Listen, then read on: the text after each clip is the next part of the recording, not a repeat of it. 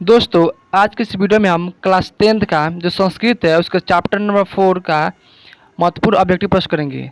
आपका चैप्टर है संस्कृत साहित्य लेखिका, ठीक है। इसके सभी महत्वपूर्ण ऑब्जेक्टिव प्रश्न करेंगे, तो वीडियो को शुरू से लेकर अंत जरूर देखिएगा। तो वीडियो को स्टार्ट करते हैं। तो हमारा पहला प्रश्न है कि क्षमा राव किस काल के लेखक हैं? क्षमा राव किस काल के लेखक हैं? आधुनिक काल के, कि मध्यकाल के, या प्राचीन काल के, या उपयुक्त में से कोई नहीं? तो इसका सही उत्तर हो जाएगा ऑप्शन ए, आधुनिक काल की। ठीक है, चलिए आगे चलते हैं। तो दूसरा प्रश्न है कि पुरुषों और नारियों के सहयोग से किसकी गाड़ी चलती है? पुरुषों और नारियों के सहयोग से किसकी गाड़ी चलती है? देश की, कि नगर की, कि प्रांत की, या समाज की? तो इसका सही उत्तर हो जाएगा ऑप्शन डी, समाज की। ठीक है, पुरुषों और नारियों के सहयोग से समाज की गाड़ी चलती है। चलिए आगे चलते हैं। तो तीसरा प्रश्न है कि कंपन राय की रानी कौन थी?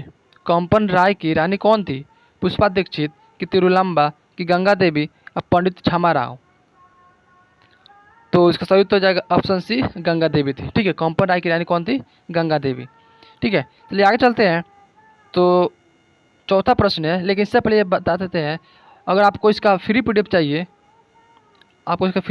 तो टेलीग्राम से जुड़िए, जिसका लिंक हम डिस्क्रिप्शन बॉक्स में दे दिए। ठीक है, चलिए आगे चलते हैं। तो चौथा प्रश्न है, इंद्राणी का वर्णन किस वेद में है? इंद्राणी का वर्णन किस वेद में है?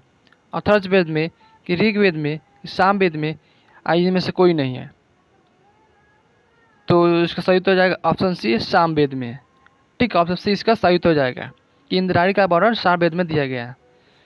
चलिए आगे चलते हैं। तो पांचवा प्रश्न है कि मीरा लहरी की लेखिका कौन है? मीरा लहरी की लेखिका कौन है? पुष्पा दीक्षित, कि तिरुलांबा, कि गंगा देवी, या पंडित क्षमा राव? तो इसका सही उत्तर जाएगा ऑप्शन डी, पंडित क्षमा राव है। ठीक है, मीरा लहरी की लेखक कौन है?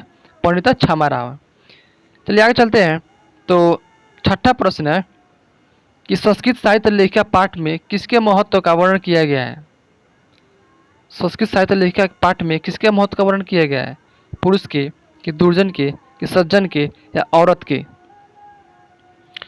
तो इसका सही उत्तर हो जाएगा ऑप्शन डी, औरत के। ठीक है, ऑप्शन डी इसका सही उत्तर हो जाएगा। चलिए आगे चलते हैं। तो सातवां प्रश्न है, आधुनिक संस्कृत साहित्य लेखिका में कौन प्रसिद्ध है? आधुनिक साहित्य संस्कृत लेखिका में प्रसिद्ध कौन है? क्षमा राव है, कि उर्मिला देवी, कि शांति देवी, कि गंगा देवी? तो इसका सही उत्तर हो जाएगा ऑप्शन ए, क्षमा राव है। ठीक है, चलिए आगे चलते हैं। तो आठवां प्रश्न है कि शंकर चरित्र की रचना किसने किया था? शंकर चरित्रम की रचना किसने किया था? पुष्पा दीक्षित, तिरुलांबा, कि गंगा देवी, या पंडित क्षमा राव? तो आठवां का सही उत्तर जाएगा ऑप्शन डी, पंडित क्षमा राव है। ठीक है, नेक्स्ट प्रश्न है कि लौकिक संस्कृत साहित्य में 40 कवित्रों में प्रथम कल्पा कौन थी? संस्कृत साहित्य में कितने कवित्र थी? वो थी 40, और 40 में सबसे प्रथम कल्प कौन थी? सरस्वती, कि विजयांका, कि गागरी, कि मैत्रेयणी? तो इसका सही उत्तर हो जाएगा ऑप्शन बी, विजयांका है। ठीक है, ऑप्शन बी इसका सही उत्तर हो जाएगा, विजयांका। चलिए आगे चलते हैं। तो 10वां प्रश्न है कि ऋग्वेद में कितने महिलाओं का वर्णन है? ऋग्वेद में कितने महिलाओं का वर्णन है? 24, कि 20, कि 18, या 16? तो इसका सही उत्तर जाएगा ऑप्शन ए, 24। ठीक है, कितने महिलाओं का वर्णन ऋग्वेद में? वो है 24। चलिए आगे चलते हैं। तो 11वां प्रश्न है, अथर्ववेद में कितनी महिलाओं का वर्णन है? अथर्ववेद में कितनी महिलाओं का वर्णन? ऋग्वेद में था 24, यहाँ पे बताया अथर्ववेद में है। ऑप्शन दिया गया है, ऑप्शन ए में है 7, ऑप्शन बी में 5, 6, या 8? तो इसका सही उत्तर जाएगा ऑप्शन बी, 5। ठीक है, ऑप्शन बी इसका सही उत्तर जाएगा, 5 महिलाओं का वर्णन किया गया अथर्ववेद में। चलिए आगे चलते हैं। तो 12वां प्रश्न है कि अच्युत राय की रानी कौन थी? अच्युत राय की रानी कौन थी? इंद्राणी, कि गंगा देवी, कि उर्वशी, कि तिरुलांबा?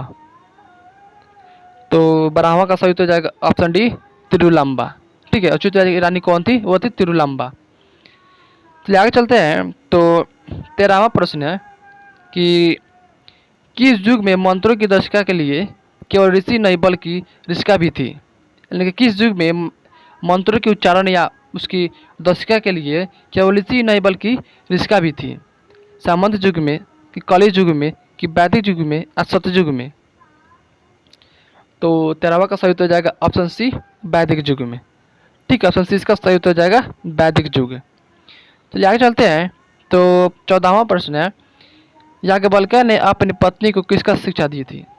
याज्ञवल्क्य ने अपनी पत्नी को किसकी शिक्षा दी थी? नीति की कि धर्म की कि अर्थ की या आत्म तत्व की? तो इसका सही उत्तर जाएगा ऑप्शन डी आत्म तत्व की। ठीक है, याज्ञवल्क्य ने अपनी पत्नी को आत्म तत्व की शिक्षा दिए थे। चलिए आगे चलते हैं।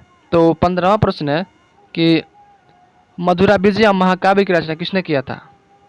मधुरा विजय महाकाव्य की रचना किसने किया था? पुष्पा दीक्षित कि तिरुलांबा कि गंगा देवी या पंडित छमा राव? तो इसका सही उत्तर हो जाएगा ऑप्शन सी गंगा देवी। ठीक है, चलिए आगे चलते हैं। तो 16वां प्रश्न है कि बदिराम्बिका परिणय महाकाव्य की रचना किसने किया था? बदिराम्बिका परिणय महाकाव्य की रचना किसने किया था?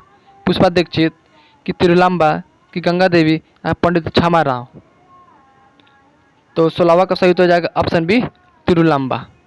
ठीक है, चलिए आगे चलते हैं। तो 17वां प्रश्न है कि जनक की सभा में शास्त्र कुशली कौन विदुषी रहती थी? यानी कि जनक की सभा में शास्त्र कुशल कौन विदुषी रहती थी? पुष्पा दीक्षित कि गायत्री कि गंगा देवी या पंडित छमा राव? तो इसका सही उत्तर हो जाएगा ऑप्शन बी गागरी। ठीक है, जनक के दरबार में कौन रहती थी? और रहती थी गागरी।